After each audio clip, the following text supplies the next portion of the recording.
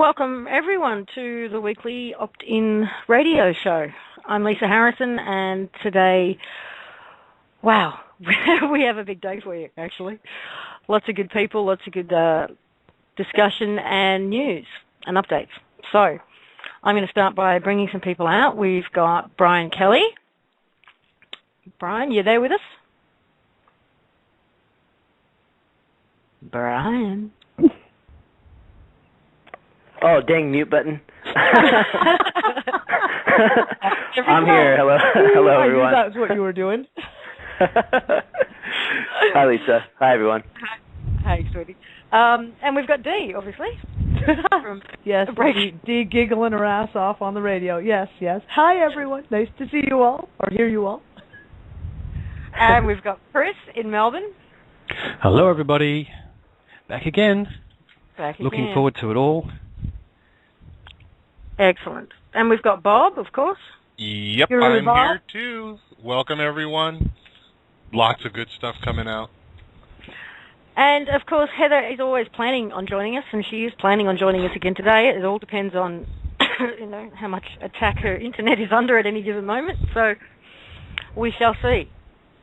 We've also got today, we've been joined by Scott and Ken Bartle from Western Australia. Now, some of you may have heard of these guys already, and their movie, What the Fuck, otherwise known as FUQ, Frequently Unanswered Questions of the Australian Government. This actually was a documentary that they made and put on YouTube, freely available at the end of last year, and it aired on Western Australian television a couple of nights ago. And Heather watched it. And her response was amazing. She was blown away because essentially what this documentary chronicles is a process that Scott, with his father Ken's assistance, went through in Western Australia and for Australia in general. And it very much mirrors the process that the One People's Public Trust did on a global scale. So we really encourage you to go and watch it. It's on YouTube, What the FUQ, and you will, if you were able to observe it, and instead of hearing Australia and Commonwealth, just hear global. And you'll get an idea of the process that the trustees went through. And having said that, I'd like to bring Scott and Ken out. Welcome, both of you. Thank you, Lisa. That's Scott and Ken, are you there? You've got to unmute. He's probably looking for that mute button. Yeah, I'm sure he is. Now, for those people who haven't seen it, and I know we don't have you for long, so we're looking for the elevator speech. There we go, Ken. We are kind of looking for the elevator speech version because we haven't got you for very long. But I understand that from watching the movie that what triggered all of this for you was the simple act of importing a car from the US to Australia. And this took you on an unexpected journey, uncovering a great deal of fraud, essentially. So can you just give people, a roundup of the journey you went on and why? Okay. Well, the quick version of it is importing a 59 Chev Corvette from the States to Australia. At the time, I believed I needed import approval from the Department of Transport.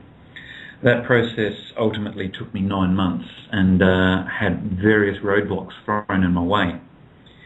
During that time, I found all sorts of moving of the goalposts with the governments and departments involved, and ultimately led to research which found that I wasn't really dealing with the government, I was dealing with a corporation pretending to be government instead. As a result of that, I think I was came up with this on the bus on the way home from work. I realised if they're already or just a corporation, then we might as well treat them as one. And so I offered the customs in this case, who were demanding money off me for various taxes, I offered them terms and conditions and said, look, would these terms apply if you're unable to demonstrate your real government? So happy to pay your taxes if you can prove that you're real government, in the absence of that, here's my terms and conditions. And so they've remained absolutely silent all the way through, refused every opportunity to demonstrate that they're legitimate, and essentially since then I've been treating them as a company all the way through, invoicing overdue notices exactly like your telephone company would do, and ultimately filing a lien against them. So that's probably the quick snapshot, and yeah, if you like, I'd love to draw the parallel with where we've got to with the One People's Public Trust. Definitely. Well, I suppose the similarities with it, and this is probably something that a lot of people can relate to, is a bank, when it goes and forecloses on someone as a result of their mortgage or finance or whatever, they go through a certain process. They'll send you a notice to say you're in arrears, and then they'll send you a default notice, and then they'll send you a final notice. And at that point, they'll go and take that whole bundle of paperwork along to a court, often through a debt collector or a lawyer. They'll file the paperwork in the court. And once that court's run through and generated its own judgment, and that may be with or without you being present, which is quite hilarious in itself, they end up with a judgment for the payment or the enforcement of that mortgage. And if you go back along to the bank and query it, the bank just goes and points to that judgment that was received from the court.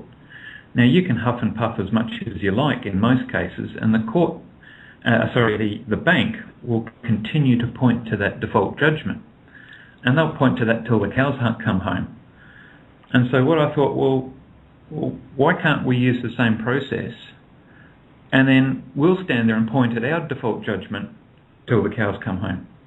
And that's essentially what I did with the Corvette, was I went through an administrative process, asking for the evidence, didn't get it, formalised that fact, formalised the fact that here were my terms and conditions and they were in play until they were invalidated in a proper court, spelled out everything that was required per what I knew of the Constitution to do so.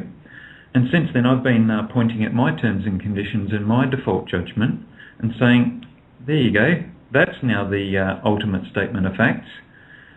Forget about whatever things that you thought you might have had. You've already agreed to this by default, and now I point to that default judgment. So I suppose where I'm going with that is we're all familiar with banks doing exactly that and pointing at a default judgment.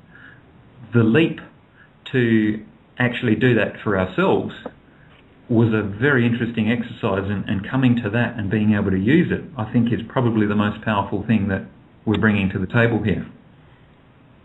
So did you recognise the same process when you saw what the One People's Public Trust had done? Well, the thing I spotted was, yeah, they'd gone through that same process, and the beauty of it was, instead of me pointing to my default judgment that I'd generated, here was one that was already produced via the trustees that we could point to. I thought, well, this is on a global scale. This is not just me and the Australian government. I can point to this, anyone can point to this, Bob and the States can point to it, and we can rely upon it. And I thought, well, let's use it. Absolutely. Absolutely. Now, I think we've actually got Heather on the line at the moment. Heather, are you there? I'm here. Lovely. So can you just tell us your response when you saw this movie and you saw what the boys had done there in Western Australia, and how it related to what the People's Trust had done? Oh, okay. When I first saw the video, I was watching it because a lot of people were asking at the time, what is OPPT? Has it done? So you do this plain English, 3D, something, everyone can understand. And at the time, writing just didn't flow, and this video came across our desk from Tales, and I didn't think Bob right. So I watched it, and wow, just with a really personable, easy to understand, fun, enjoyable statement of basically the same exact process that we did, that the OPPT did. However, I guess what we would call limited prime, which would be the Commonwealth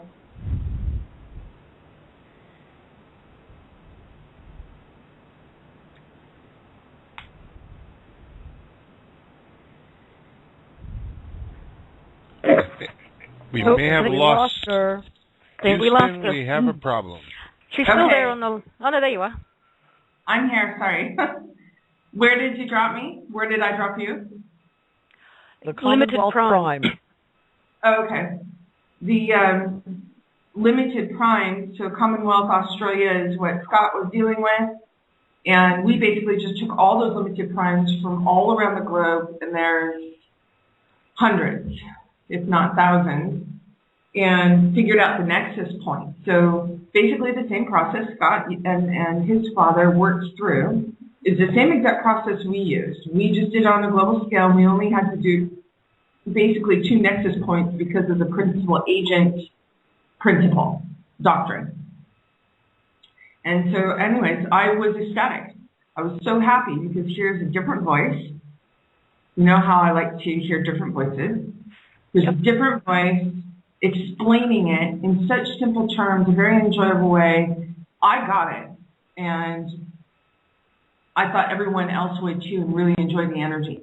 So, and it showed that the same process is universal. It was uniform. So no matter what was done in Australia, no matter what is done in United States or Africa, anywhere in Africa, Morocco, anywhere, it was still the same process.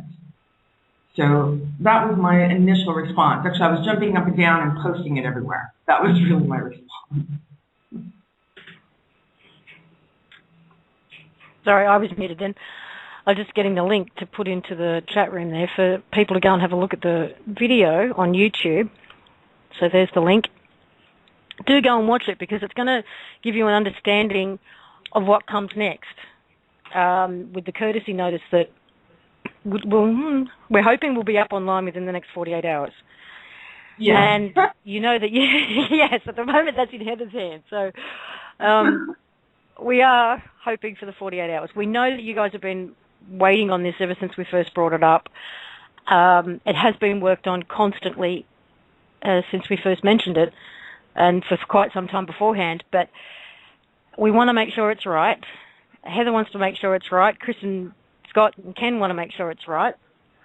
And that it will come with very detailed instructions, both visual and written, and also we're going to discuss it a little bit on today's show so that you can see how it came about, how it can be used, and why it feels like to us the next logical step and the first tool that we can put on the ground. So yes, 48 hours. I'm putting my neck out there. 48 hours. Actually, Lisa, if I could comment just real quickly on that, since I know a lot of people are waiting for it. Scott and Ken and Chris and others were working on this courtesy notice, what they call a courtesy notice, and in the UCC, it basically is called it's a combination of a declaration of facts and basically what's called a UCC 3501 demand, as well as terms of a contract. So basically, giving people courtesy notice of who you be, that you're the registered owner, right?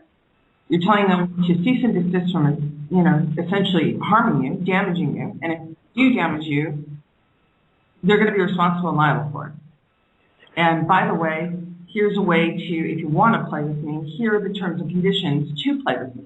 But you're very open and honest and transparent about what you be and the steps and process of how they can engage with you, which is something they have never afforded anyone else in the former slavery system. So I'm taking that document, and I apologize, today was a very busy day, as most of you know, and even busier behind the curtain.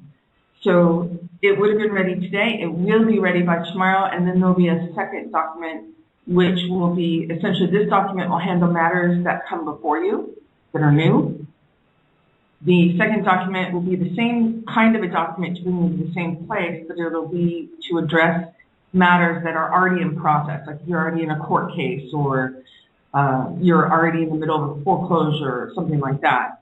So there's one that is basically new process, and there's one that's, hey, I'm already in the thick of it. I need to get to that clean spot as well, kind of a document. So those are my comments. 24 hours for the first one and probably 48 for the next. Brilliant.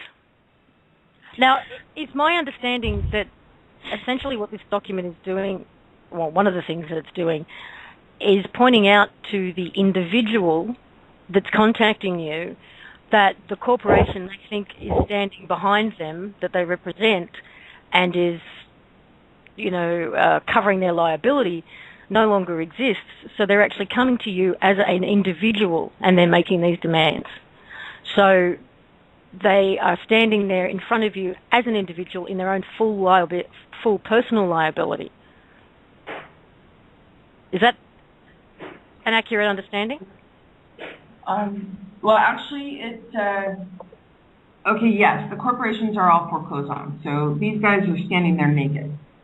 Yeah. Essentially. And they're in their we never say full personal responsibility, because what kind of responsibility is it? That's the point, is making them identify themselves. Don't tell them what they be, just tell them what you be, and then ask them, okay, what are you? Until you tell me what you are, you don't get to play. Now, Scott and I talked, and Ken, and he went through the same, realizations that I did. There's two different beings and entities going on here. And one of them is fraudulent and deceitful, and it's pointing to the one that they want the people to rely on and connect and make this presumption. So whether they're a corporation, whether they're standing there in personal liability, it doesn't matter. The point is, this document makes them tell you under what liability and under what law, essentially, they're going to move under. And it's contract law. It's contract. Private contract between, if it's Scott sending it out to me, then Scott's telling me, here, I'm Scott, who are you? And if you want to play with me, here's my terms. Then I turn around and say, okay, I'm Heather, and here's my terms. And if they don't match, you just work it out, because either you're going to play together or you aren't. Those are the only two options. But when you consciously go forward and do this, you figure out whether you're going to play or not. Yeah, Scott's making the comment, look at my badge.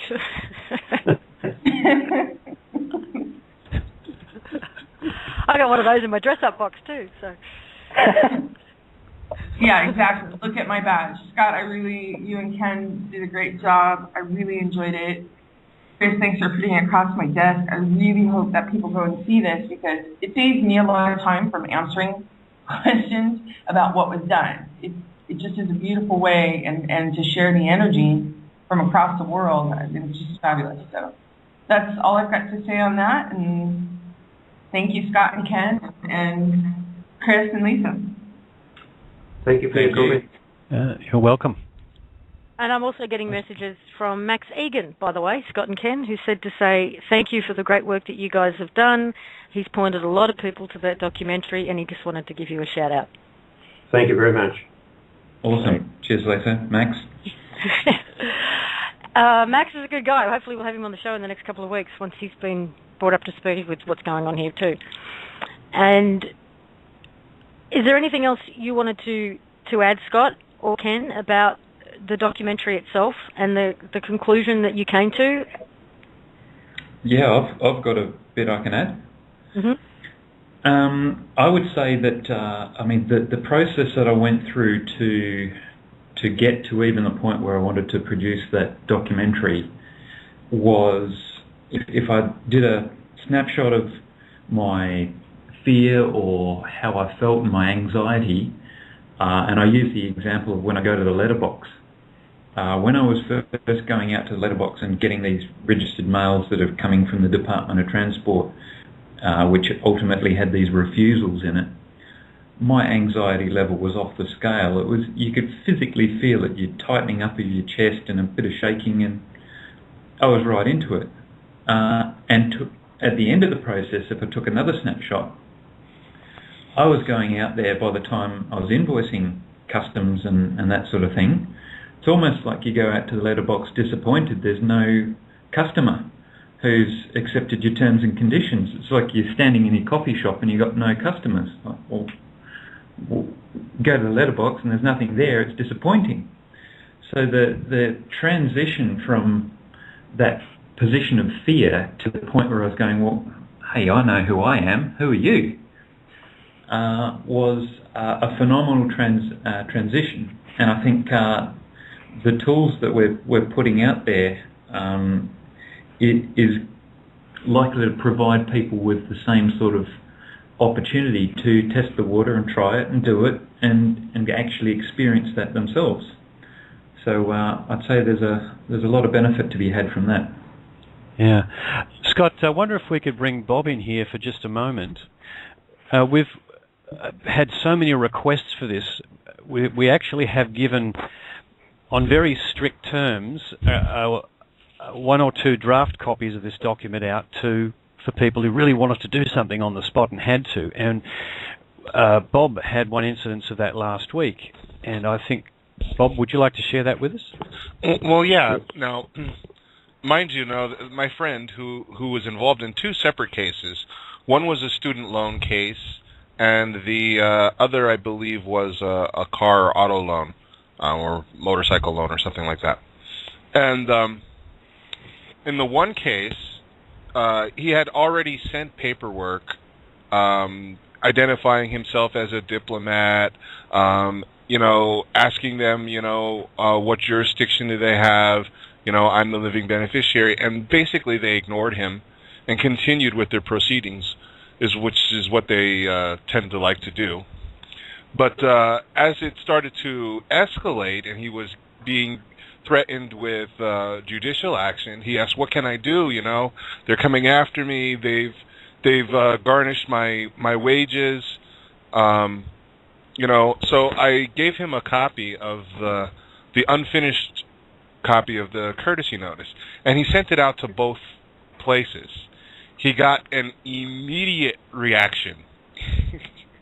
Immediate reaction from both sources. Now, you may call one positive and one negative, but I say that they're both positive because when you get a strong reaction like that, you're on the right track. And in the first case, within a matter of 2 days, they had assembled, met with the judge, and summoned him to appear in court for questioning, which he responded with the example that you gave, Heather. This seems to be a summons. I will appear when you first provide A, B, C, D. But on the second one, they called him and they asked him, well, what is all of this about? And he says, well, I thought it was pretty self-explanatory. You're operating on behalf of a foreclosed entity. And if you continue to persist, you're going to be held personally liable.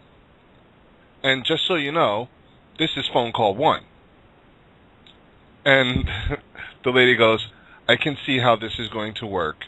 You'll get confirmation that your student loans are paid in a couple days. And that was it. Yeah. Yeah.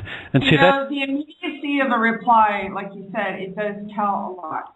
I know that my father, when I was testing everything, the banks, once I came out from under the radar, not by choice, they went after family members. And so, my dad's watching this whole thing and just kind of like scared. He's a man that pays his debts. If he borrows something, he pays it back. I'm like, great, just tell. And then the bank came in and tried to tie his house to an unsecured loan. And I just said, just ask him in a nice, simple letter. Please verify with documentation that you made a loan. And there's 3 requirements in law regarding banking for that. They freaked out, and within 10 days, they went in to foreclose on him. Within 10 days. And I knew what was going to happen, so we prepared for it. But the immediacy of a reply, and especially when you get a reply from a bank, yet no one signs it, they just put legal department in typed, written, not even handwriting. They're scared they're scared of you guys being, and they're scared of you guys doing, and they're getting scared because you guys aren't scared anymore. Does it make sense? Yeah. Yeah. Yeah, absolutely. Heather, one of the things that Ken and Scott and I kicked around for some hours was the personal liability aspect of this, but overlaid with the document is the intent, not just that we're deflecting something that they're trying to demand of us unlawfully, but that part of our intent is to actually let them know, to educate them, because these people just don't know what's going on, and most of them are just doing a job, to educate them as to what the real situation is and where they're placed. And you could see that coming out in the story that Bob told, and that is a big part of what we're doing, because that lets the system know that we know what's up. Well, yeah, and, most of them don't know what's up. At the lower levels, they don't know what's up. They don't even know the mechanics of it. When I went into the court system, I went into a court system that I had actually worked in as a prosecutor. And when we were going in to investigate the level of judicial corruption, who are the judges secretly meeting? And it turned out to be the bar and the bank with the sheriff and the city council executive and the county risk manager. So as they're sitting there meeting, you just sit there and wonder, the next thing I know, I'm getting a call from the county clerk, the elected county clerk for Superior Court, who's trying to convince me that certain things are not what I say they are. Like public servants don't have to have a bond and an oath. I'm just kind of like, okay, well, see, there's a problem here because I'm a public servant. So everything you're telling me, it's all in the statutes. And yet they didn't even realize what data or who I was working with. Intelligence agents, Department of Justice officers, all these people inside the system were helping to work the data and bring this out to the people so they knew. So all I'm saying is regardless of what their responses are, it's real simple. Source or God, Allah, whatever you want to call, Yahweh, it doesn't matter. First source creates you. There's nothing between you and that creator. And if they try to insert themselves, then just say, who are you? And what law are you operating under? And what authority do you think you have? It's real simple. So that's what I loved about Scott's video. Here's something that people really grab onto. Scott is a normal guy, well, kind of. He rides big boats that are just absolutely gorgeous and has this international background. However, you're sitting there watching a guy who wanted to bring a car in, and it started there. And each one of us has our own trigger point. So what's it going to take for people to finally stand up and just be? These people are going to say whatever they are trained to say. They're on a script. You take them off that script and they freak out. And then their bosses start to freak out. And then their handlers start to freak out. Just stay calm, stay cool, and just keep asking the question until you get the answer. They're asking you to identify yourself. Why can't they? Okay? Yep. Look, the other thing I'd like to do is, I was speaking to Ken before the show, and Ken had just assembled a couple of thoughts about the intent behind the message. Do you want to speak to that for a moment, Ken? Yes, I would like to do that. The important thing, I think, is, as Heather was alluding to there, she didn't explain it quite clearly. Well, I think she did. The energy behind this is the most important thing, I think. It's not just a question of going out and beating someone over the head with a baseball bat. It's far more than that. It's educating the other person as to the position that they really stand in, but it's also educating yourself as to the position you stand in. Now, I had a sudden thought this morning of an analogy, if you like. I'd like to give you that story. Imagine standing on a city street and you walk along a few steps and you come to an intersection and you turn and you look to one side. There's a one-way street and you see that the landscape has changed dramatically. You see that there's different circumstances there that are not conducive to having traffic drive over them. And you turn around and you see a line of cars approaching to go up that street. And you realise that you need to do something, and you need to do it quickly, and you need to do it firmly. So you hastily reach in the pocket and you pull out a white glove which in this case is a metaphor for the courtesy notice that we've prepared. You pull this white glove on and you step fearlessly out in front of the first car. You hold your hand up firmly and politely and say, stop. The driver comes to a standstill. You then walk up to the driver and say, I'm going to have to inform you that the road ahead is a different landscape from what you thought it was. It's all been changed.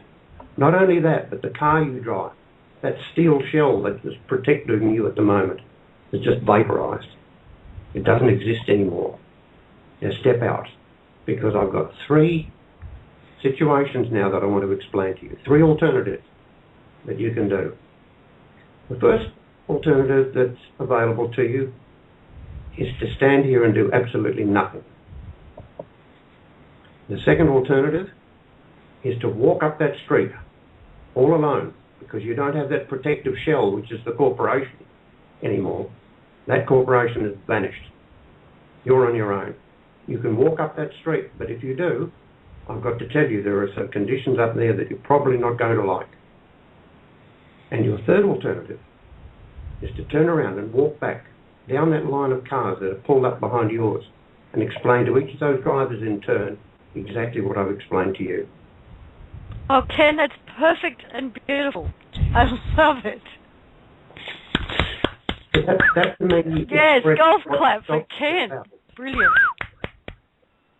It expresses what this document is about. It firstly means your own realization of the fact that the landscape has changed dramatically.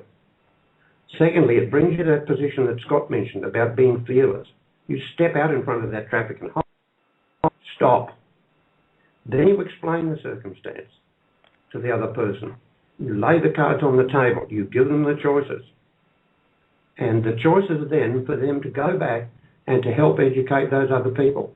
If we can do that through this document, it won't be long before there will be more and more people putting their white glove on and stopping the world going where it's going. Wow. Thank you, Ken. That is absolutely lovely. That was amazing. Ken, I just love the cadence of the voice. I'm going to have to listen to the call again. Thank you. Thank you. That was really great. Yeah, and one thing I'd like to say too, the documentary that Scott and Ken produced, as you're watching it, just bear in mind the cameraman was mostly Ken, and some of the voiceovers are Ken too. It was Scott's baby, but Ken was a big part of it. So. Yeah, have we still got Scott? Is he still with us? Yep, still here, Lisa. I know we have to lose you soon. Is there anything you wanted to say before you had to run off? Oh, I'm enjoying where this is going, and yeah, that's a good analogy there, Dad. Good one. Thank you. Yeah, it's I think just a matter of getting off your tail end and getting out there and doing it, and the way you do it is so varied. You can do it in so many different ways. It can be as simple as just asking an official, who are you, to putting in documents and notices and all sorts. I'm finding more and more people around the world are just reaching that little trigger point that Heather mentioned. And they're just pushing them over the edge just far enough to go, no, right, I'm doing something. And it doesn't mean you have to go out with a revenge or a vengeance attitude. You go out there with integrity, seeking truth, and to get that transparency that we're aiming for. So it can be done in so many different ways. Thank you. Okay, do we want to move on to discussing the CVAC at this point? Look, I'm happy to do that. Yep. Well, I think Scott and Ken really kind of transition that energy. You know, Ken is talking about this document being a really nice way to stop and tell everyone the landscape's changed. And it is about kindness. This is all about energy. Okay? And there's a lot of data that still is coming out right now. You have some big conferences coming up this month regarding some disclosures regarding non-locals, or what you call ETs, regarding different programs that have been done. I believe AK, American Kabuki, has revealed a lot of the Montauk projects, NSA type projects, which are just collaborative efforts of basically a space military. So what I would like to do is, if right now Ken and Scott have really, and Chris have really created this great tool of basically saying, who are you? In a very kind and gentle way, but at the same time firmly standing in who you be. And so that's really the CVAC. You know, we ripped the Band-Aid off, and if some people haven't really noticed that something's been going on, I mean, today's news was probably the most blatant without having to have absolute context regarding the Pope resigning. Yes, the Pope did announce he is stepping down on the 23rd, I believe. Mm-hmm. First one in 600 years to do so. 28th. 28th. Oh, okay. I've seen three different dates: 24th, 23rd, 25th, and now you've said 28th. So, sometime this month. Right. So, and there will be more absolute, more data that comes out, so you can put it into absolute context. But it's still one of those. I think Dee had said there was only one other pope that has resigned in this manner. Usually, they resign in a much different manner. And they resign from life altogether. Yeah, they resigned from life altogether. So what I would like to tell everyone is the CVAC, the Band-Aid has been ripped off. Right now, the air is going over all, you know, the information Scott and Ken put out and Chris put at least in front of me, is a tool that people really needed to understand on how to be. Because what you do tells everyone, notices everyone of what you be, right? Mm-hmm. So if you go into these CVACs and you don't know what you be, then what you do is going to be a whole lot of kind of running around, your head cut off. Not only that, but what do the people choose to be? Well, the only examples they've had is what they've been under for eons, which is this hierarchy system. You know, here's the president, and Lisa and some others have brought up, we want to do a council type of thing. Well, you know, the way that I really see it is there's a potential of 7 billion plus public servants and a possibility of a one-on-one as far as service to each other, meaning everyone practices self-responsibility. Now, yes, there are some people that have no idea what is going on, other than, you know, the village where they don't have clean water. You know, their family members get shipped over to a neighboring village where some corporation went in to mine some gold, for instance. I worked a lot with Zambia prior to the investigation, and that was the situation. And going through the data, some people just don't have access to it. So a big part of the assistance, I mean, can any one of you tell me what the CVAC is? I mean, have you read the document to see what it says? Because it says the government, but that was just for the bridge, so you could identify what it was going to replace. Basically, it's systems of assistance. It's not a governance where I go in and tell Ken and Scott how they're going to act, and what they're going to do, and what their opportunities are, or limit them in any way. Yep. It's basically systems of assistance. What help do you need? How can we get this to you? And it brings the people together. You know, you have to have these contrived events like 9/11 for the people to actually see what its community means. Yeah. Heather, there's a conversation Lisa and Bob and I had last week about what the CVAC might look like in its structural terms, which we're going to post on American Kabuki and the OPPT website later today, which I'd encourage people to listen to. It's actually my visualization, so it's my view of how the CVAC works, and it's a three-dimensional description of the structure that I see when I read the documents.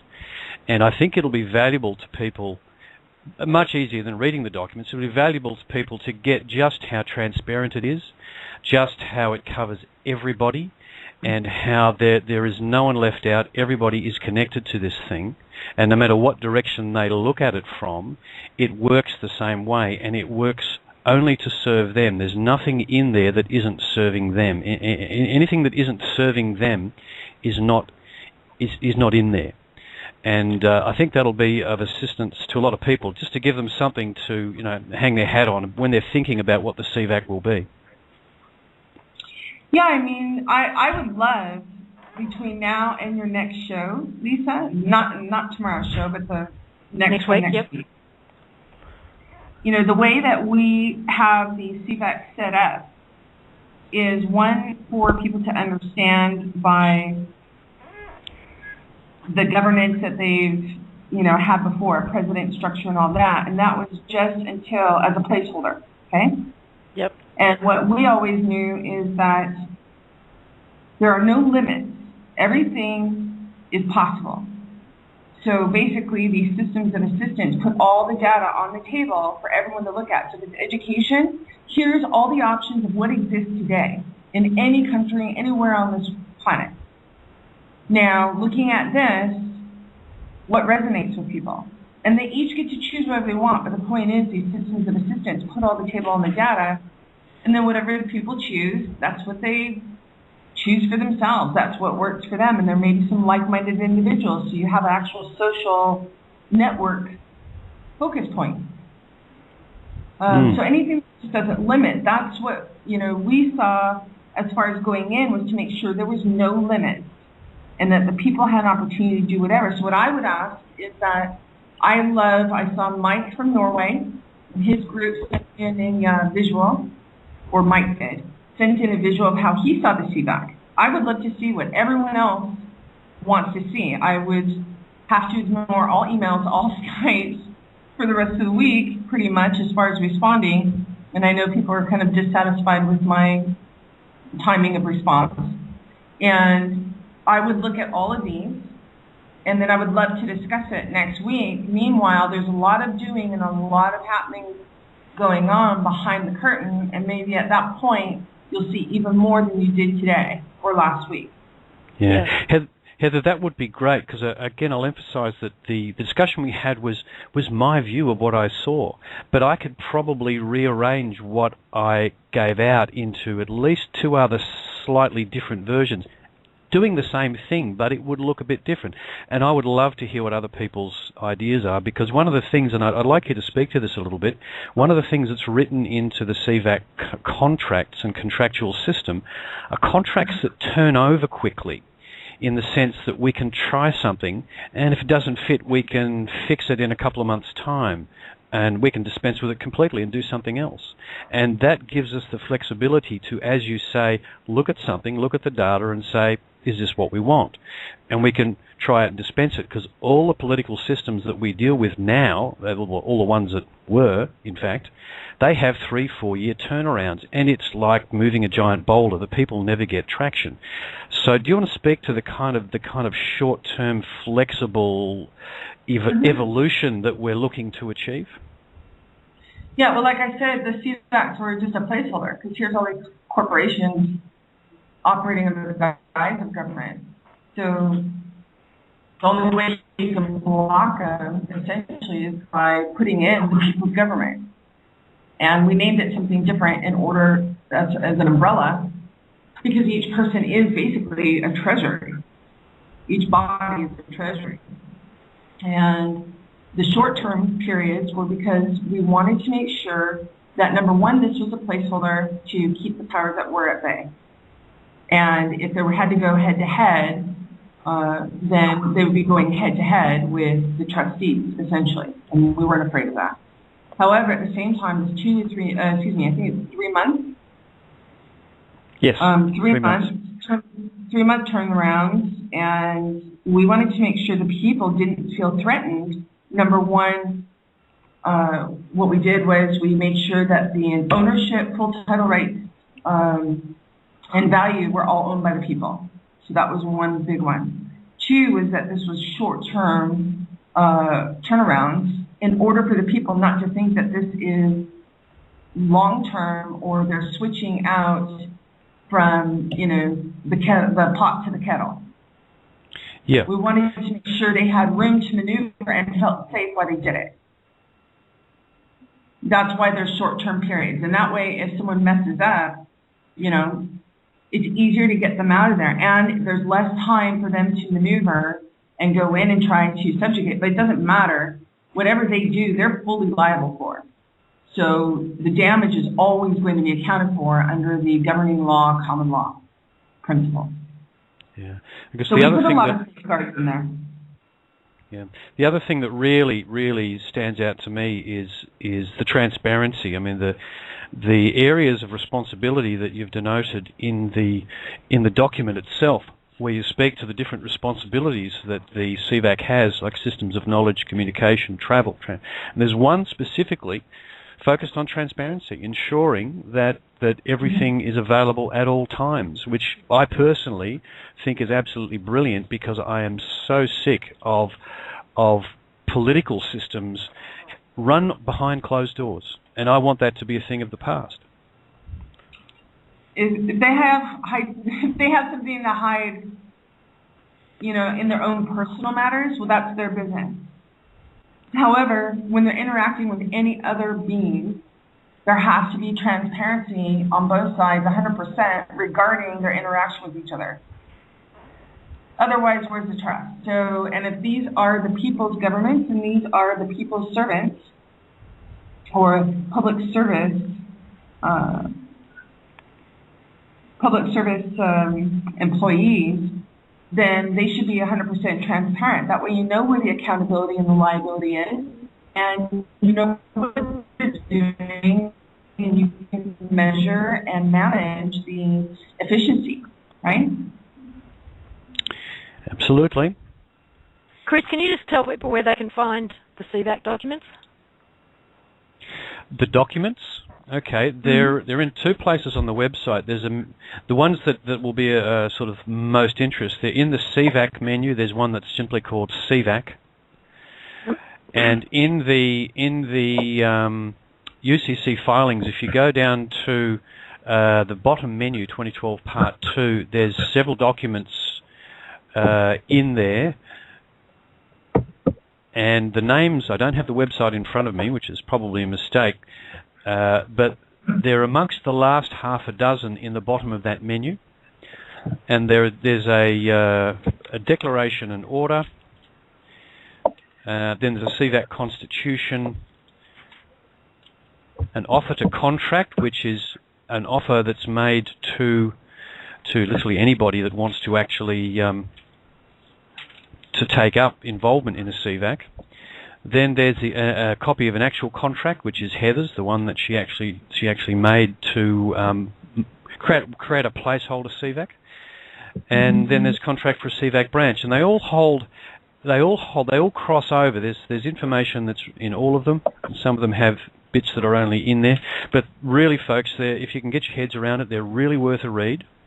As I say, as I've been saying about the documents, the best bits are in the middle of the documents, once you get past the introductory material. And the duties of a CVAC, the duties of the public servants in them, are absolutely specified in there. And if you read it and reflect of how it compares to current political systems, it'll just blow your mind, because they're just completely the antithesis of what we've been looking at our entire lives, which is why my copy sitting in front of me is absolutely covered in comments and highlighter pen and bits of sticky notes sticking out the side so I can find things. And the website you can get them from is, of course, the People's Trust 1776.org site and optin.com, OPPT-IN.com. So from both of those websites. Lisa, I'm wondering if I can add to what Chris has just said. My study of the CVAC documents is a bit like imagining government at the moment as somebody who puts roadblocks and obstacles in your way at every opportunity they get. If you compare that to the complete opposite, where the government says, how can I help you get what you want? And you understand that in terms of a facilitation process rather than a stumbling block process, then you get close to what CVAC represents. It's a facilitation process rather than a stumbling block. And that makes a world of difference to how people can interact with one another, because at every tick of the clock, there is someone there saying, how can I help you get what you want? Yeah. Yep. Yeah. Understood. Yeah, it's not the sort of response you get down at the local government's employment service. Absolutely not.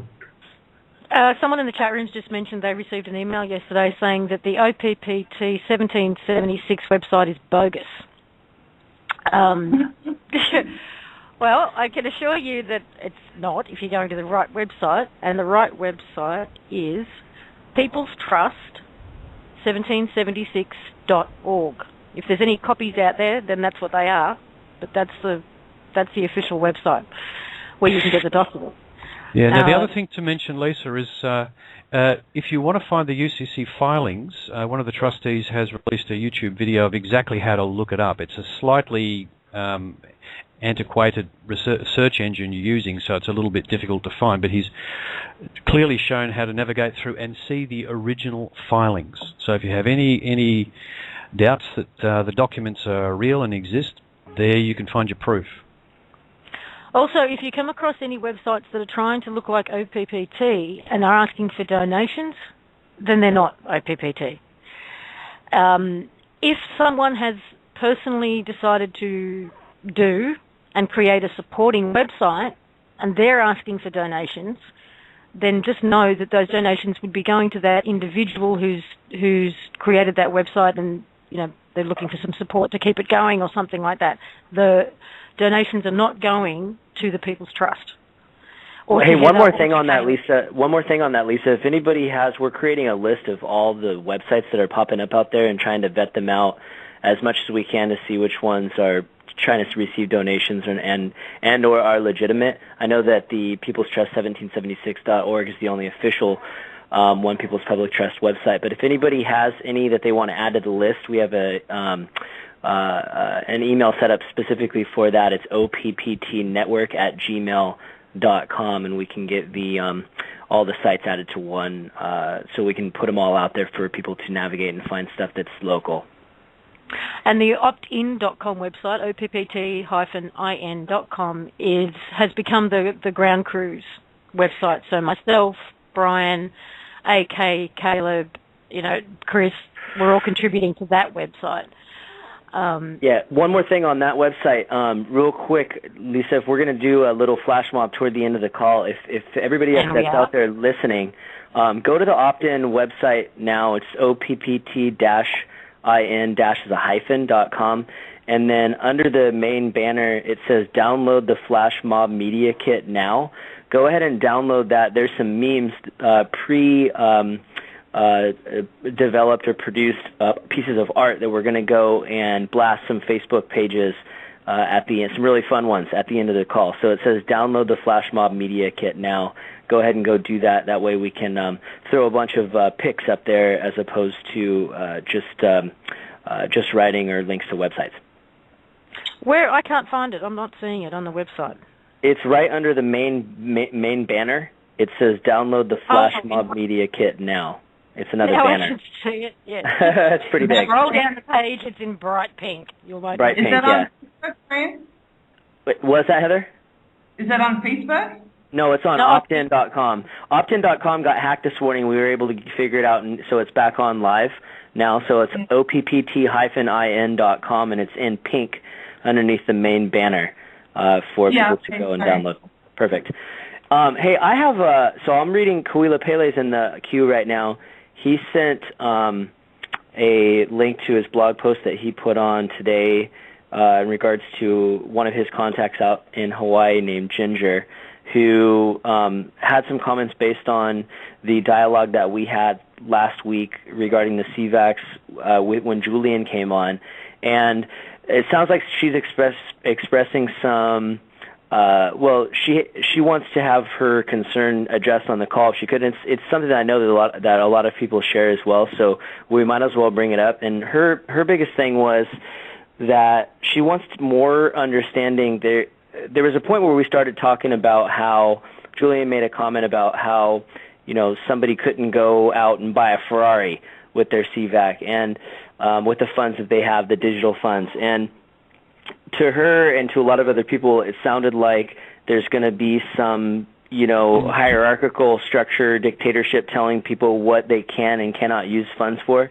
I realize this is a very, looking at it from this perspective is a hard thing to do right now for many because they don't really understand the process. But what she writes here is, it sounds like there's going to be a CVAC board of directors. Let's see. Well, each individual of the group. Brian, can I stop you there? Yes. I just want to make a comment. I really want to clear this up. The discussion we had with Julian, was based on a download that he had. Okay, he wasn't reading the documents and interpreting. This was just stuff that came to him. He's a highly sensitive chap. He's a highly tuned person, but we all know some of the information that comes from those downloads is distorted, coloured, etc. And the mechanism for that we can only speculate about. But essentially, he was presenting a view of the CVAC, and it really wasn't even his. It was from elsewhere. Now, we don't have to accept anything that Julian said, and based on. But I actually think some of it was correct. I think it was a mixture.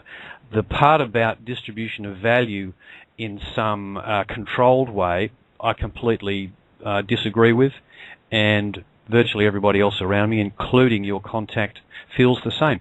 And this is data that's been put on the table, a view that got put on the table, and as Heather said before, we need to get all our views on the table. And the interesting thing is, I think it's going to be really easy to sort through what we want and what we don't want. And so we looked at some of Julian's data and we said, yeah, we like that because he spoke about the rolling contracts, which is a really positive thing, for instance. But he also spoke about this controlled access to value, which is not only at odds with the specifications of the CVAC, but I personally don't want to go there. That's my view on it, and virtually everyone else is as well. So what I'd like to say to your contact is that particular view that was presented, that part of that view, that's just not going to happen. I'd like to assure everybody else. In the CVACs, it says specifically immediate, unencumbered, unfettered access to value is one of the responsibilities of the public servants in the CVAC. So let's just put that one to bed. And Chris, I think what you just said hit the nail on the head, and that's what the message that we really want to make sure that we get out there is that that's not the direction that this is going, and it's not a structure that's going to be in place that's going to be set up to where there's going to be people that are making that call. We're trying to go in another direction and away from the model of the slavery systems that are in place that are ruling things right now. So I didn't bring it up to spend a whole lot of time on it, but I'm glad that you made all the comments that you just made because we have talked offline, and I know some of the information that's coming from Julian is extremely powerful. And that we can talk about at a later date. But I'm glad you made the comments that you made, Chris, because that's going to clear the air for a lot of people that have a lot of concerns out there. Hi. Hold on a second. Yeah, we got you. We've got you. Little confusion going on here. Look, thanks, Brian, and I really hope that people will simply move on because as Heather's given out a call.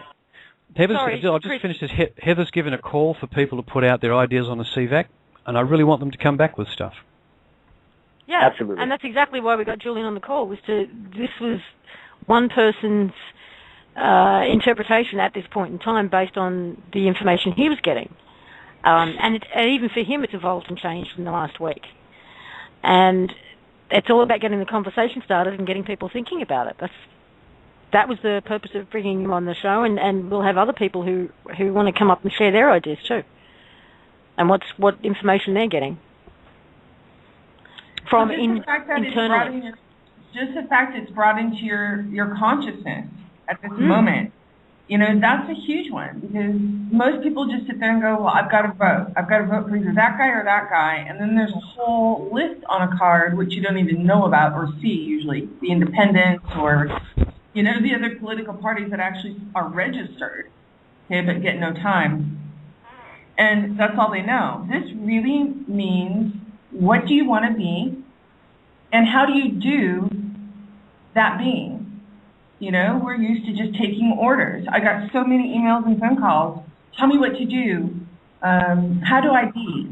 I want to help, but how? What are these CVACs? What can we do? Well, I'd like to know, what do you guys want? I'd like, personally, something that doesn't limit me, something that lets me be really creative, something that lets me be free.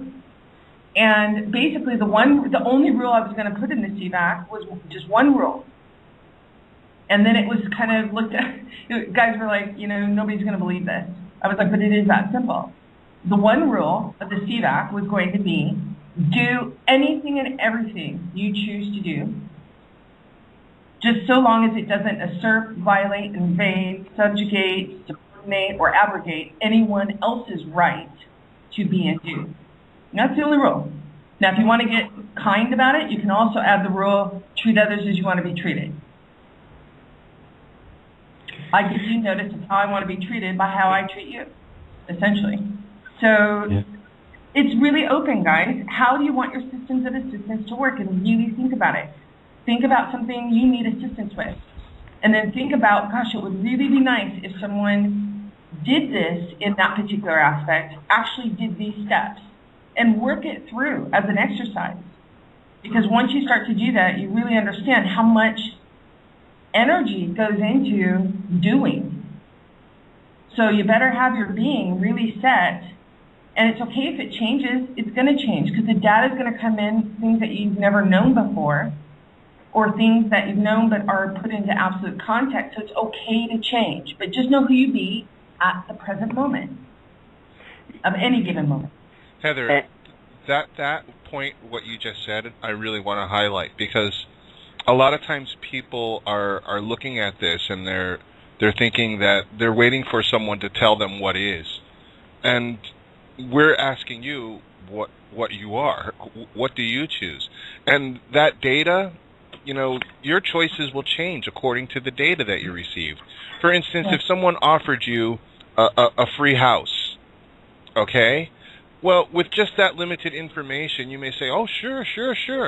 But if you found out later on that in order to get that house, X number of people needed to die. Well, when you add that extra information, perhaps your choice would be different. And one of the things that, when you talked about the gold being conscious, and the gold being alive, when you understand that, would you really want to lock it in a vault and enslave it, or do that to a living conscious thing after we're coming out of what we just suffered? So your choices may change. And when I started to look at the whole CVAC structure, when we started, actually visualizing it, as Chris was telling us his ideas, I started to look at this and I was like, wow, if that was really there, do we really need money? And perhaps we will, but I'm looking at the structure and I was like, if everybody understood this, their choices might be different. So it's really important for people to start to digest all of this information, to get the idea of what the structure can be, what the possibilities are with all the data that we have available. And we haven't even started to talk about the technology that might be available or will be available, and how that's going to affect our choices.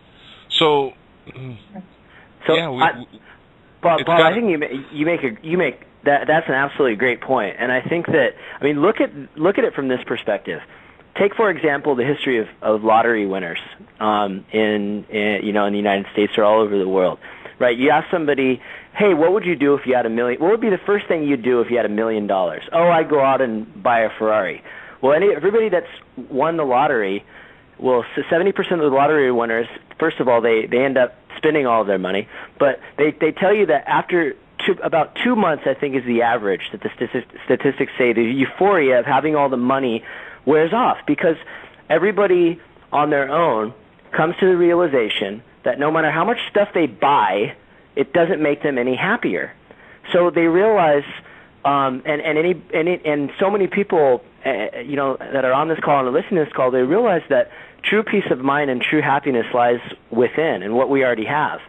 So people that, when the discussion is being had in regards to what the CVAC funds can and can't be used for, limiting it is not the direction. I totally agree. I wanted to bring this up because I felt that it needed to be addressed, because there's a lot of people out there that are wondering what the money is going to be used for.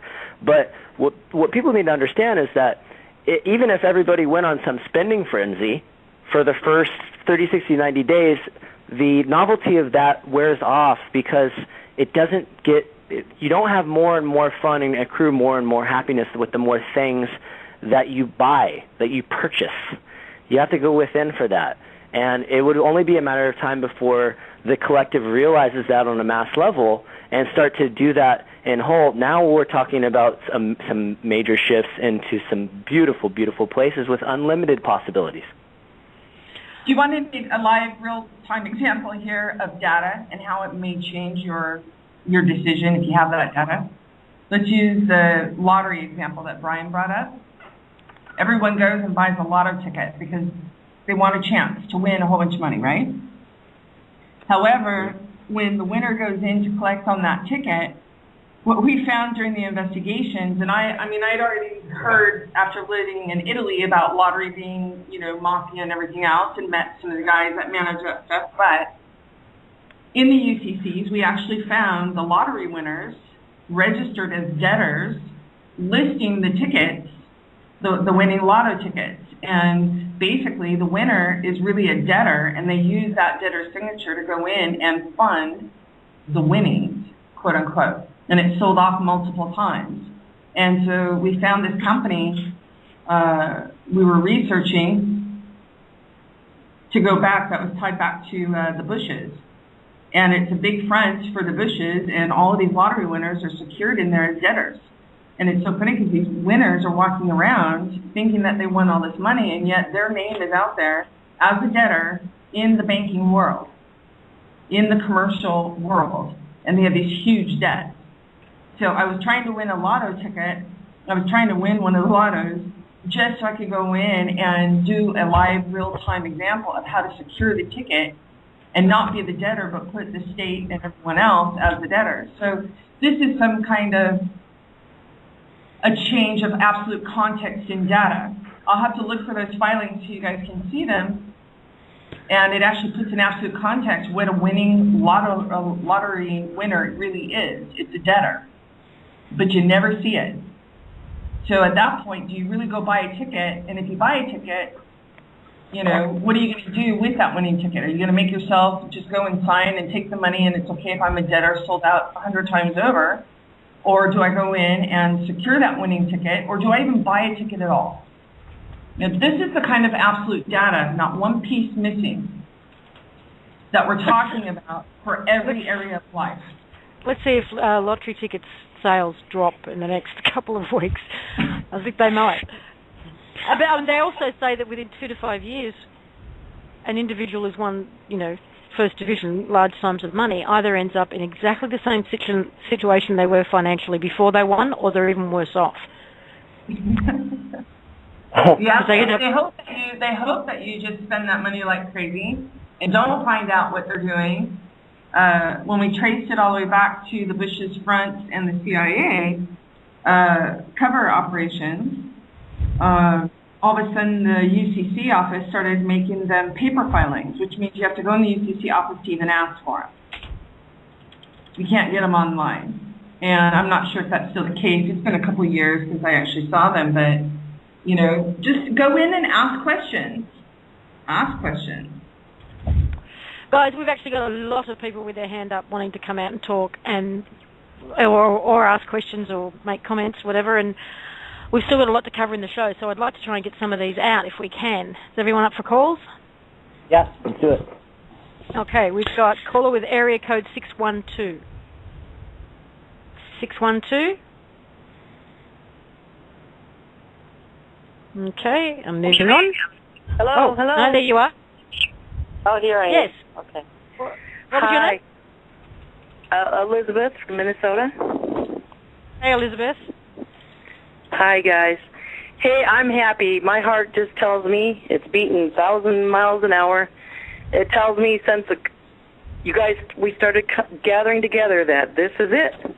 The snowball is rolling, and I just want to say, Mystery Babylon has fallen, and death is being swallowed up in victory. So,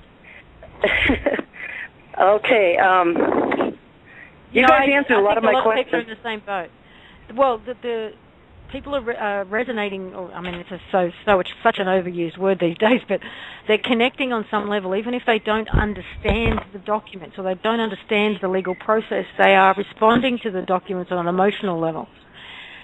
And I've heard people talk about this, and that they can't answer a technical question, but they are so excited, and they just know it's true, but they couldn't tell you how it works. And that's fine. Yeah, I have a good picture of how it was a couple weeks ago, so I taught some people, just Heather's first talk way back when. I got excited when I figured out in between lines what she was saying when she was one of those good guys, a fly on the wall, the investigator. I said, you guys got to get excited. So thank you all. We, the people, are finally standing up, and let's keep on going, guys. Love you all. Thanks. Thanks for calling in, Elizabeth. Okay, we have area code 602. Oops, I have to unmute you though. 602, you there? Oh, hello? Yes. Can you hear me? Yes, oh, yeah, this is Frank. How are you? I'm well, Frank. How are you? Oh, just great. I was just so excited because I filed my UCC form last week, and I get the principles and I get the understanding, and the freedom that this means. The only thing that I don't know how to say this is looking at it in terms of trustee. I think they answered the question pretty much that I had, is because when I think of a trust, I think in trustees with the thing that, how do I say this? With the thing my spirit is moving me towards is what I'm most interested in is technology, free energy devices and whatnot. And I've always been kind of like stymied with the problem of money, you know. And I've done my own experiments, and I've looked at other experiments, and there's a lot of things I receive from the cosmos, so to speak. I don't know if that makes any sense, but my guides and my galactic friends have put things in my thoughts in my head for 40 years, you know, of devices I didn't even understand what you know. It's like I foresaw in the 60s. I knew what a laptop was, but I had no idea what it meant, you know. But I could see it, you know. and now today it's a reality. My question is that when it comes to trustees and trust fund, there's after filing this UCC form with the OPPT as a debtor, with the collateral paragraph in there. Is there an actual process? I think I'm understanding it is going through the CVAC in order to begin to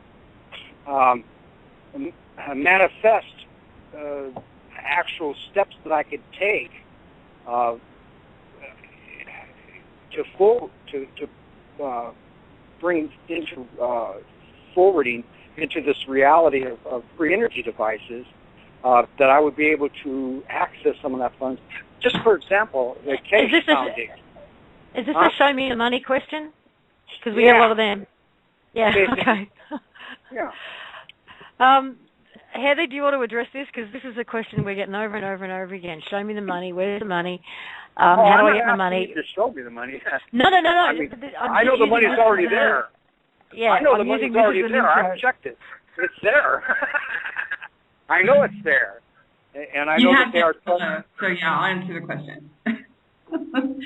Jerry Maguire is a big reference point today, I guess. So yeah, it's first you got to have the tools to tracking and transfer systems, right? basically your banking systems.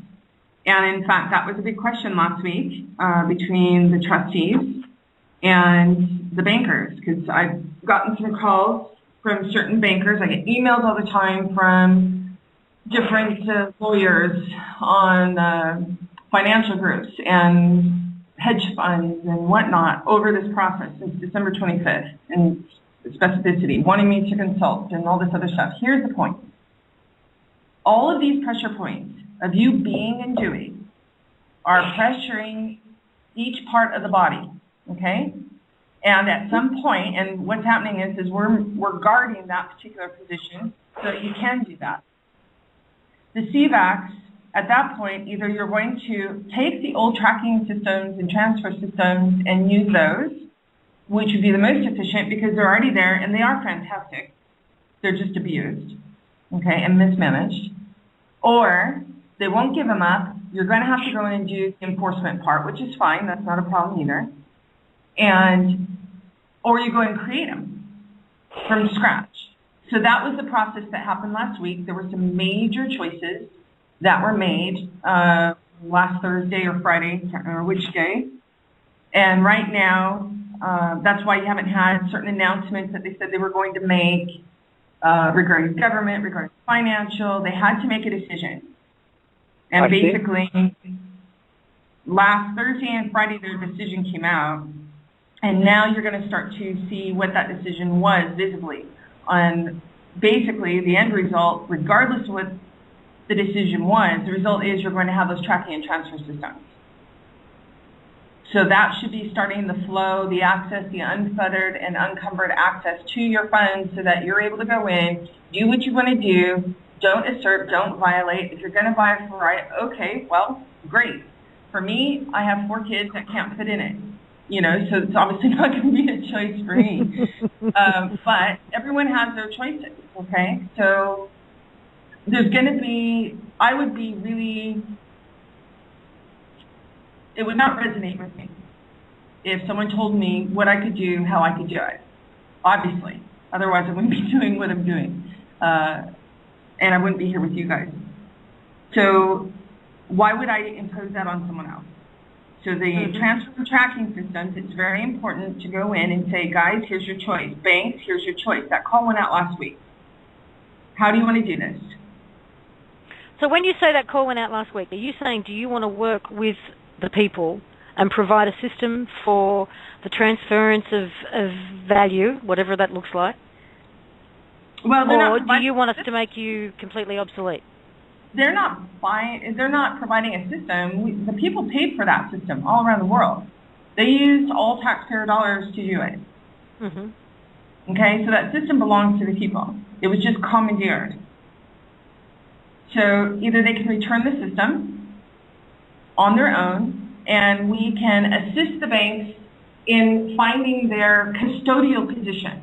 Because that's what they really were supposed to be, was a custodial position, a transfer agent, okay? Instead, they were used to harvest, they were used to commandeer, they were used to steal. That's basically what they were used for. As far as the tracking transfer system, either they hand it over nicely, or it's repossessed, or we pull something else down with some very nice friends, sparkly friends, and just do it a whole nother way. You know, integrate that 3D into 5D, 27D, I don't care what dimension you want to call it, but if we need to do something different, we can do that too. There's no limits. Everything's possible. So that's the answer to your question is the decision was made Thursday or Friday, and that choice will become visible in the fact that you will have those tracking and transfer systems for your value so you can access that. And it'll probably, it can happen in a twinkling of an eye. So really it's a matter of them and how quickly it goes on one sense, but in the other, we can do it in a twinkling of an eye just by our own choices. So that's what's going to happen this week. Do we create an alternative one? Do we go in and repossess it? Or do we get it back because they're going to try to zero out their liabilities transparently? Gotcha. Thank you, Frank, for your call. I'm going to bring out someone who's coming in as unknown. There's no number there, but if you've called in and you've put your hand up, please say hi. It may be you. Hello, I can hear buttons. Okay. No? Hello. Yes, there you are. Oh, I'm sorry. I didn't hear it say unmuted, so I'm calling in on Skype, so that's probably why it came through unknown. I have a question for Heather. And what was your name, please? It's Daryl from BC. Oh, hey, Daryl. I just wonder if Heather would comment on the original Caleb video that was put out on the instructions for the UCC search and subsequently taken down. You know, I didn't even get to see the video. I heard he was kind of salty, though. I said, you must have really been grumpy. It was Caleb in his best grumpy old man imitation. I'm sorry, my friend. I didn't see it, so I can't comment on it. I know Caleb to be a lovely soul, very firm in what he be, and he does what he be. Can I just jump in here for a quick second? I was actually chatting with Caleb and AK literally just moments before Caleb did the video. And as the kind of precursor to it was the fact of all of us having a conversation about these emails that we're getting from people saying, well, I want the filings, I can't find the filings, tell me how to find the filings, you have to show me where the filings are, I need to know where they are, yada, yada, yada, yada, yada. And all of us doing the big, okay, we'll have to run through this again. And I guess Caleb, like I said, just, took it upon himself to make a video, but he wasn't really in the best frame of mind, I would think. Like I said, he was doing his best grumpy old man imitation. But like I said, it was coming from a place of we had just been discussing over and over again this inundation of emails saying, show me how to, and sorry to say, but most of these emails were not phrased very, please could you help me. It was, I demand to know where they are, that kind of thing. So. Yeah, we can't find them. They're not real. You guys aren't real. This is all a hoax. It's okay. I mean, that's wonderful because it holds a contrast. Yep. I just got to say it that way. Otherwise, I'll be grumpy too. So, when Caleb spends the time to do a video, he does so much that nobody sees. And behind the scenes in his own company, with his family and everything else, when he takes time and energy to put something forward, he takes it from other places. So, I was really surprised that he was able to even find the time at this particular moment because of the work he's doing with some national accounts. So, I just wanted to say that the three trustees are very different individuals, and if somebody was expecting Caleb to come along with the same energy as Heather, they may surprise, surprise, surprise. Exactly. But you're talking about three very different people with very different energies, very different gifts that they've brought to this particular table, and, no two are the same. We've got time for maybe a couple more. So, area code 215, and thank you to Daryl for calling in. Area code 215? Hi, this is Derek from Pennsylvania. Derek, hey, how Derek. you doing? Hey, Bob. Hey, everybody. Just a quick question in regards to the sequence of events today in regards to the announcement from the Vatican. I may have missed it. I tuned in a little late because I had a little technical difficulties. How does that bear in with this particular situation? Some people don't want to be caught with their pants down. Some people have been caught with their pants down. Yeah. They don't want to be caught holding the bag when the people wake up. Okay. Tell you what, how about this? I'll answer that question. I think the energy that's involved in the absolute data of that particular situation is probably more fitting for Lisa's show tomorrow night in the collective consciousness. Okay. I promise to add that data tomorrow night. Oh, okay. Well, I know something's going on, and it's definitely moving into the positive. So it was just. One more question, and as far as the DP, how is that a connection? Is there a connection there as well? No, there isn't. Okay. Well, I know the DP's contacted me, and right now I'm trying to remember sort of where everybody is and organize my brain with all the data as far as who does what. I would love to have basically an inventory of who's where, who does what, to better use the efficiency of everyone's value to create what everyone wants it to be. So I apologize for the DP. I believe that's Norway. Norway guys, right? Well, yeah, maybe we need to clarify what the caller means by DP. Yes. Say that one more time. Can you just clarify what you're talking about when you say Divine DP? Providence. So that's what I thought you were talking about. Yeah. Yeah. Yeah, no, Divine Providence, I'm not familiar with their process, except for what I've seen through Mike and those guys. So I'm still learning. Okay. Well, at any rate, everything seems to be going according to plan. Everything's moving in a positive direction. So, I'm happy either way. Thank you, Derek, for calling in. Okay. Yes, there are some things that there's quite a few things we're going to go over tomorrow night's show on the collective imagination. One will be this discussion around the Pope. We also want to talk about the whole concept of ownership. I do anyway. I want to bring that up because I think ownership, whether it's of property or gold or silver or animals or each other, is a meme that we were tricked into believing was a truth. Because you cannot own anything. And we have this mine, it's mine. We're going to hold on to it. And nothing's ever really yours. You don't have that ownership and control over anything, in my opinion. So we need to, again, this is all my opinion, but rethink our whole concept of ownership. And if we want to be free, truly free, then so does everything else in creation. We have to give it that same freedom that we want for ourselves. And maybe one of the reasons we haven't been free is because we've been tricked into the concept of ownership. And the more we try to own something else, the more we are owned. And that's excellent, Lisa. Thanks, Lisa. And it's very relevant to the CVAC and launching it, and the gold, the silver, everything. It's so relevant. It's absolutely what's focused highly on the table right now. Cool. Well, there'll be more of that tomorrow night, along with a couple of other things. We're hoping to get Ron Van Dyke on tomorrow's show, so he may join us as well. He's a lovely, lovely guy.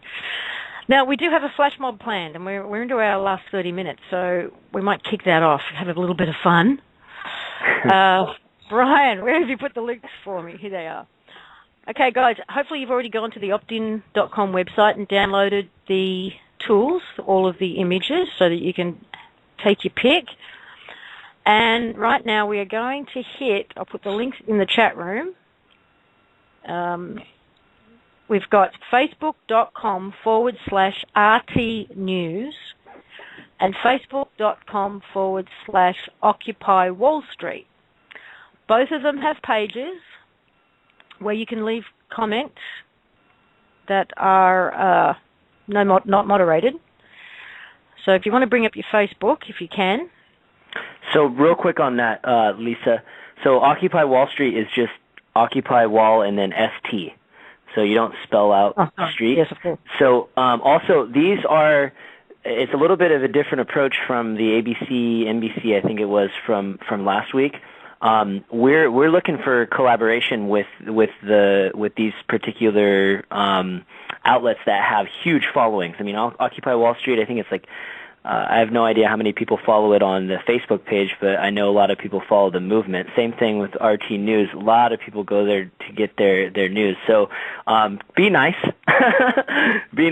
but let's blast it, and then tomorrow we'll be announcing some more. And really, what we wanted people to do is keep going back throughout, not just tonight, keep going back throughout the week and hammering. I mean, with 140 some odd thousand listeners last Monday, I mean that's a lot of exposure if enough people participate in these. So let's go to work.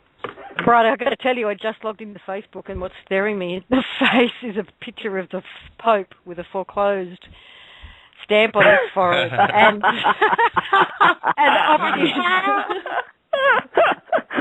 I love it. Whoever took that picture, I love you. Too funny. Yeah, I really enjoyed the picture of Moses holding the tablet. Charlton Heston, of course, is Moses. And if you look carefully at the tablet, it says UCC. UCC.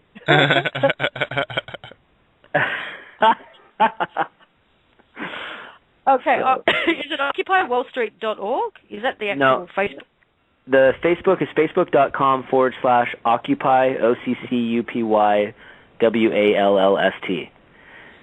and then RT News is /RT News.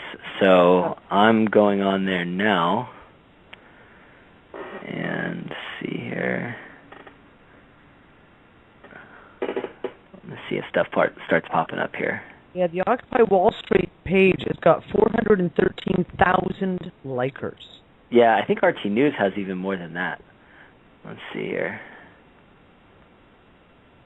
And while we're doing this and having fun, let me make a couple real quick announcements regarding the OPPT ground crew email. So I lost track of people have been sending in emails saying they want to contribute and they want to be on the ground crew. I mean, I have like all sorts of different categories of email folders now, people that do, videography and legal, people that have legal backgrounds and people that are journalists and writers and doers or just people that want to help out, PR, project management. Really what we need right now is leadership, organization, and project management people. I mean, literally to help return emails and now start to plug all these people into groups of doers that can work on various little projects that will be very big projects. But anybody that has some extra time and wants to help with organization and leadership and team management, drop me an email, opptgroundcrew@gmail.com. And if I haven't gotten back to your email yet, it doesn't mean that I'm not going to get to you. We're going to get to everybody, but it's overwhelming the amount of response that we've got from people that want to help out. It's really beautiful. Really, some of the things that people. One guy even said, "I'm all yours. I'm willing to relocate." And this guy is ready to move. Beautiful. Yeah. So I thought that was. I mean, that's a next level of commitment. But that's what I'm looking for right now for the ground crew effort. Let's see. I'm going to refresh here and see what we got coming through. Also, guys, you've got the chat room on freedomreigns.us website. That's the preferred chat room for this show.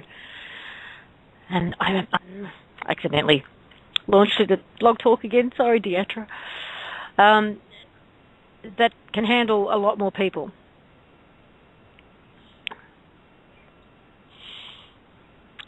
And I believe we've got Sarah from the queue too. So is everybody having fun doing their flash mobbing? I'm trying to see. Somebody refresh their screen and see if anything is coming up just yet. Hold on. Oh, you got to change the little highlights to show posts by others. If you recall from last week. That's right. Sarah, are you there on the call? Yes, I am. Can you hear me? Yes, I can. Hey, Seraph. Brother Seraph. Raheem, what's up, brother? What's up, man? I want to first say, I want to say that to everybody on this call and to everybody that's in this movement, I am so in love with all of you. That's just bottom line. But I want to get that out of the way first. And my mother used to say in church when we were kids, she used to say, don't ever wait till somebody dies to give them praise. Give them their flowers while they're alive and can smell them. So I always say to you, I try as much as I can to just say to you guys that I love you all and what you have done to just change my life and what you're doing to help me help others is beyond belief. We're going to go in history books in the future. Our children's children will talk about these days. But the second thing I wanted to touch on was I felt led. I tried to stay off the call. I did the best I could. I really did. But the one thing I wanted to say, and I was led to say it in the last couple of minutes, is the Pope, George W. Bush, George Bush the First, Rothschild, anybody that we would perceive in duality as evil, wrong, cabal, whatever, we have to remember. We have to try to force ourselves. It's hard, believe me. It's like me trying to force myself to look at the KKK in the same way. But we have to force ourselves to understand that each individual is an eternal heart. We are trying our best to give them an opportunity to make the right choice. Yeah. And I only hope that they will, because it would be for me that none perish. That's my feeling about it. But being a seraphim, I'm not afraid to swing the sword once they make that decision. So I'm just saying, I don't want anybody to make the wrong decision. It is a shame. It saddens me to know that there are those who will make the wrong decision based on either not having the information that we have or ignoring that information. So that's all I wanted to say. Again, I love all you guys, and I think Santos has the coolest voice in the world. I want to put you on my CD, dude. I want to put your voice saying something on my record. I don't know what you're going to say yet, but I'm going to get you to say something. I just dig your voice, dude. I'm sure you heard that, so. Okay. Yeah, it's a pretty. I gotta go. I gotta go do a 3D gig. So I gotta roll. Seraph Santos plays a mean guitar. You want to check that out? What did you say? Santos plays a mean guitar. Yes, he does. Do you? Oh, Don't start with me, man. I'll put you on stage. You better watch out. And you should. Yeah. He busks all around Melbourne, and performs live, so he's very good. And good. we've also got Bob's brother, Guru Bob's brother on the line, Bevan. Bevan, are you there? Yeah, I am. I'm right here. Can you hear me? Yes, I can barely, but yes. It's very distorted. Oh, hold on a second. Okay, so we're flash mobbing, and I can see it coming up on the screen at RT. Yeah, it looks like done. RT News is showing. I don't know if Occupy Wall Street moderates and it just doesn't show it on their main page. What? I'm looking at Occupy Wall Street, and it looks to me, scrolling through, that all of the original main posts are only by the page. It looks like anyone can comment on a post, but they cannot start their own post, because I've posted 2 now, and nothing's coming up, and everything looks like it's only Occupy Wall Street as the starters of each comment. Okay. So let's stick with RT News then, because there's all sorts of stuff coming up there right now. That's brilliant. That's a beautiful job, people. The whole page, as long as I scroll. Wow, that's great. Love it. Love it. And we are having an impact. I mean, the word of this has spread. The ideas for flash mobbing, excuse me, I've got a bit of a tickle. The ideas are just that people are having. I'm getting emails from people who want to also do things like they want to go and print up bumper stickers. Is there anybody out there who's created a design for one? Some people have gone off on their own bat and printed up T-shirts that they're wearing and handing out to others. Wow, what other ideas? Business cards. You can go to Vistaprint and get hundreds of business cards done up for about $10. Places like that. And they're beautiful designs as well. So there's Julian that we had in last week, from his information that he's getting from wherever it's coming from in the Akashic, believes that there's about 600 people at the moment who are actively doing on this scale, and that it grows by about 10% a day, except for the days that we do these calls, and it grows by about 20%. Also, and then it was suggested that we should do a call every day. Yeah. It was suggested that we do a call every day, but oh my Lord. I have a just another one more quick announcement. So I got contacted by let's see, what was her name? A woman by the name of Gwen. She hosts another live it's our first live radio broadcast. It's called The Morning Brew. Her office is out of South Dakota, and she has 4 million listeners a week. I'm going on her radio show tomorrow morning at 9 a.m. live, and then we'll get the archive and we'll put it out there. But it's called Morning Brew, and let's see, I don't know her name offhand, but if you look it up, Morning Brew, South Dakota. And then I'm putting together a open letter to all radio outlets to try to get on more and more radio shows.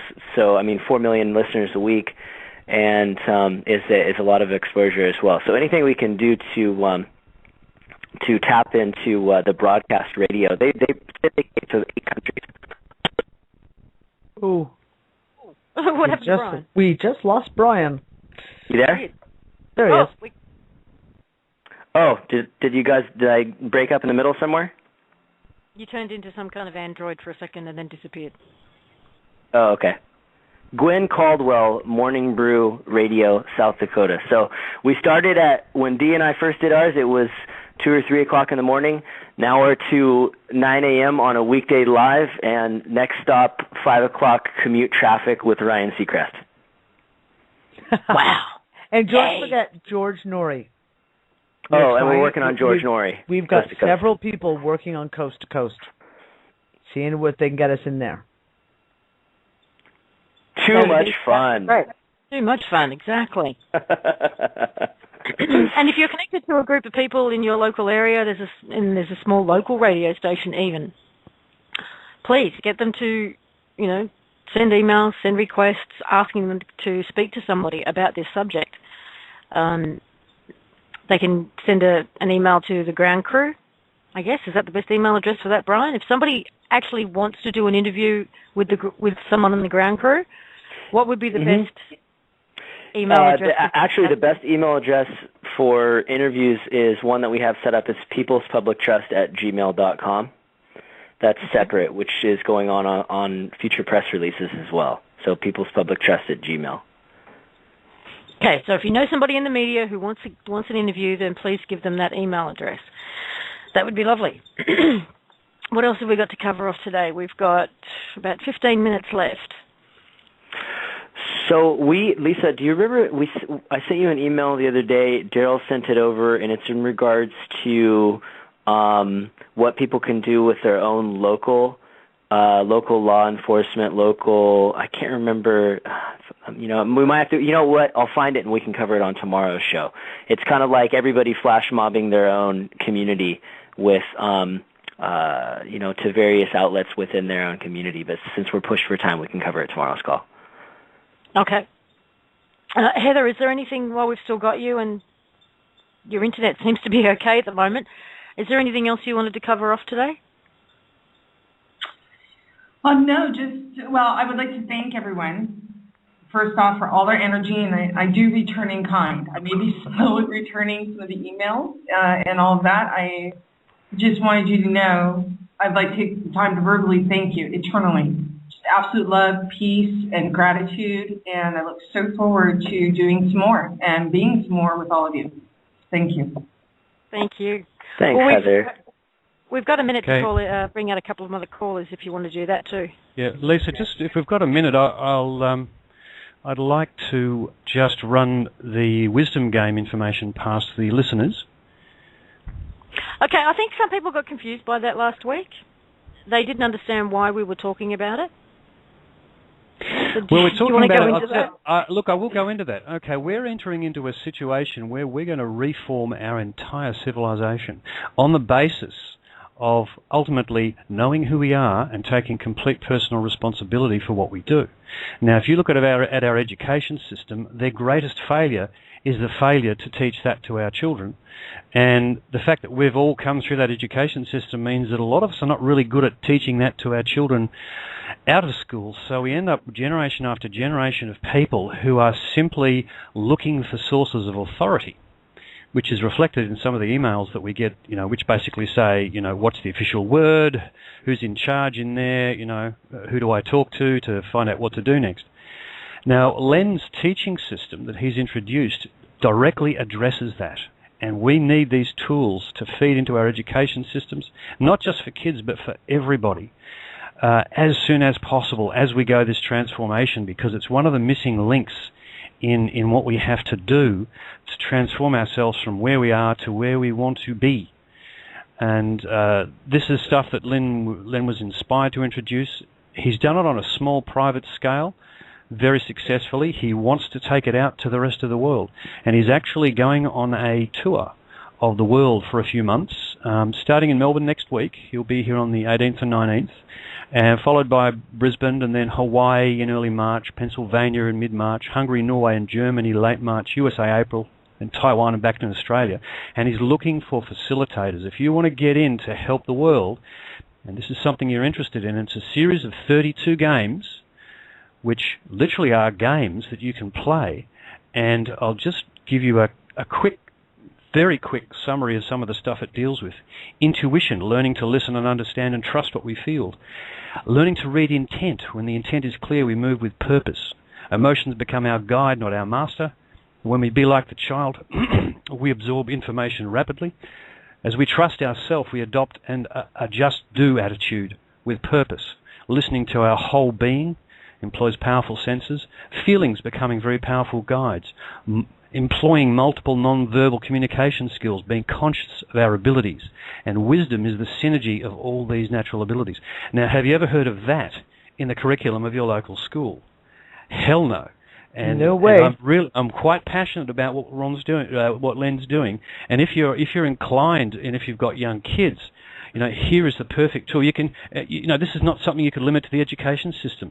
You can learn these games and teach them to your own kids now. They're actually available now, and the results he gets out of changing people's attitudes to themselves and to all others around them in the matter of learning self-respect, expressing it as mutual respect, becoming aware of your rights and responsibilities. These are fantastic things for kids to actually be exposed to, and we can do it as parents, and we need to introduce it into the schools. So I'm really excited about the fact that, and conspicuously its timing, this stuff is going to hit the public, the one people now, while all this transformative action is going on. So the website is called The Wisdom Club. That's www.wisdom, WIZZDOM club, all one word, .com. The email address, if you want to communicate directly with Len Histon, it's just info@thewisdom club, and we'll post the website and a Facebook page for Len. And I wish him all the best with his tour. I'm really looking forward to meeting him next week, because he's going to teach me some of the games, and that'll be great. And this is a gift to the kids, folks. It's the adults that need it more than the kids do. Well, yeah, I do. It's very true. It's very true. As a homeschooling mom, I'm telling you, one of the hardest things to do was, when I pulled my kids out of school, was to first break the habits in me. Yes. To be tempted to try and teach them the way I was taught. Yep. And to put, and it's tough. It's very difficult to kind of say, oh, okay, well, I've taken them out of school because I don't want them taught that way. So now I need to come out about it differently. So I'm really excited, really, really excited to look into this and learn more. Yeah, it breaks that cycle, because to teach your kids, you first have to learn yourself. Okay, and from what I gather, they get ahead of you very rapidly. Once they get into this stuff, they'll leave you for dead, and that's the gift that this thing is. So I hope everyone will take a look at that, and if it suits them. One of the things that Heather always tells us is to have fun. Yeah. And we've been having a blast. Sometimes in that strategy room, it's hilarious. Some of the stuff that goes on in there. But when you look at children, or any, and even in the animal kingdom, they learn by playing. And it is the most efficient, fastest way to learn anything. Have fun, play, and it's sad that so many people have forgotten how to play. My father's motto when I was growing up: "Your father don't play," and he would tell us that all the time, and we knew it. It was evident in the way he treated us. But when you do play, and you're engaging all of your senses, and your brain is in a completely receptive mode. You get to experience how a child absorbs information, and we all know children are the geniuses. When you're born, you are absorbing and putting information together so quickly and so efficiently, and we've forgotten. We've lost touch with that. And I think what this game really does is it opens that up again, where and it allows, when you were younger, magic happened all the time. I remember talking to my dog and was completely confident he understood what I was saying, and we had a great relationship. Where did all that magic disappear? I think that's what it does. It turns that intuitive, empathic, magical side back on. That's exactly what the game's designed to do. Now, just a couple of points here. If you're having issues with the images on Facebook, go to the Opt-In website, download them onto your computer, upload them to Facebook in your own personal Facebook, maybe create an album for them, and you should at that point be able to share them anywhere, I think. So Lisa, some of the Facebook pages you can share them. Some of the pages you can't. But use them, download them, and put them up on your own Facebook pages. And then before our next mob tomorrow, we'll go find the ones that we can make sure that we can post pictures to. So keep blasting anyways. Whether or not we can use the pictures is beside the point. But we'll figure out we'll learn more as we go, and we'll make sure that everybody has access to what they need to for tomorrow's mob. So just keep a little notepad next to your computer with a list of the websites that we've hit so far. So RT, Occupy Wall Street, and was it CBS last week? Yeah, CBS and CNN, I believe. Diatra, hey, real quick, Lisa, Diatra has a comment for you in the chat room that you might want to read out loud, directing people to go to freedomreigns.us. I guess there's so many people on the call, we're getting close to running out of people that can hop into chat. Yes, I mentioned it earlier. The freedomreigns.us website has a chat room there that can handle a hell of a lot more people. Blog Talk will peak out if it hasn't already. It already has, I think. Yeah, I think it already has. 141,000 live listeners to last week's call. So, man, if that's not exciting, I don't know what is. And guys, we'll be back tomorrow with the Collective Imagination show. On Blog Talk as well. Excuse me, hopefully this will be gone by then. I'm going to share a vision that I had that apparently put Heather into a sweat for 3 days. So I don't know what that means, but anyway, I will share that with you. We'll do another flash mob. We're going to talk about what was touched on today in regards to what do we do with the existing Cabal members. That's a discussion that needs to be had, I think, too. The concept of us being all equal owners, for want of a better word, and custodians, probably a better word, equally. So the concept of if the system hurts one of us, it hurts all of us. And what are we going to do about it? The whole concept of ownership. We'll discuss the Pope. Heather's got information there that she wants to share tomorrow night. And if appropriate, got my own insights on that one. And again, we'll talk about the documentary, Frequently Unanswered Questions, because for those who missed today's show, because it's absolutely a fabulous tool to get your head around the process that took place, not just here in Australia, but what took place globally with the People's Trust. I want to thank every one of you for calling in. Some of you who have had your hand up and wanted to speak out, I am sorry that we didn't get to do that. It's always a very busy show on a Monday night, Tuesday morning. And those listening, I'm sure there's over 100,000 of you out there, so spread the word, bring people to the show, both Monday night and Tuesday night. We do cover slightly different topics each night. And sorry, the BTR lady's talking to me. This is growing so exponentially, and it's beautiful to see all of the doing that's going on and the people who are putting their hand up for absolutely anything and everything that needs to be done. Thank you to Heather for calling in. Thank you, Brian. Thank you, Dee. Thank you, Chris. Thank you, Bob. Thank you, Seraph. Thank you, Max, for hanging out in the background there and listening, and I'm sure we'll be talking to you soon, too. Thank you. That's all. Thank you, Lisa. Keep saying thank you. Thank you, thank you, thank everyone. Thank you everyone for coming. Yep, thank you. Bob. Sorry. I didn't want to talk over anybody. Go ahead, Guru Bob. Yep. No, I just wanted to say thank you to everyone for calling and being here. Thank you all. Yep.